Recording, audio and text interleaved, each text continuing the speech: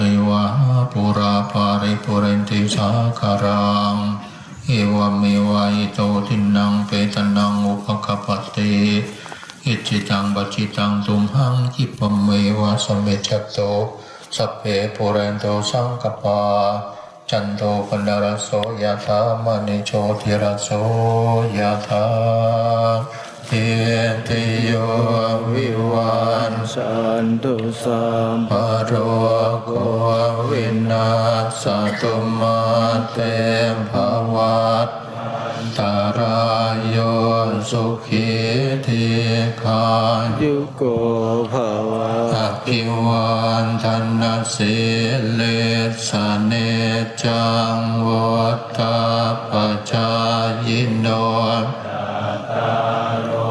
ธรรมาวันตันติอายุวันโนสุขังภาลังอายัญจะโคนทักเทนะสังฆามิสุปฏิทิตาทิคาราตังหิตายาสัทธานาโสอุปกาปฏิโสยานโมจะอายังมิทัสสิโตเปตานชาจักตาอุรารา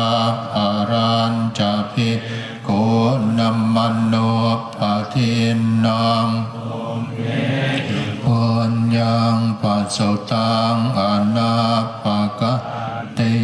ภวตุสัพพมังคารังรัก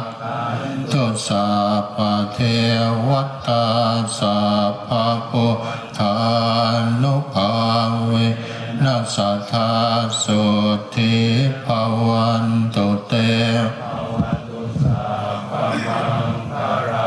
รักขันตุสัพพเทวตาสัพพ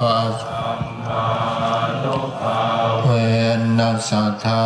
สุทิภวันตุเตภวตุสัพพมังคาระรักขันตุสัพพเทวตาสัพพคานุภาเวนัสสัทธาสุทิภวันตุเตขอทรงทั้งหลายจงรับทราบข้าวน้ำโภชนะอาหารที่ญาติโยมนำมาถวาย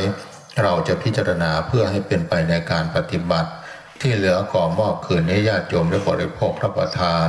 ไม่ให้เป็นบาปเป็นกรรมให้เป็นบุญเป็นกุศลเป็นสิริมงคลกับญาติโยมขอปัจจัยกองกลาง 3,000 บาททำบุญบำรุงสถานที่เป็นค่าน้ำค่าไฟขอท่านทั้งหลายจงได้รับรู้อนุโมทนาสาธุการขึ้นพร้อมกันด้วยเถิดเทนิกาพระพร้อมกันนะครับ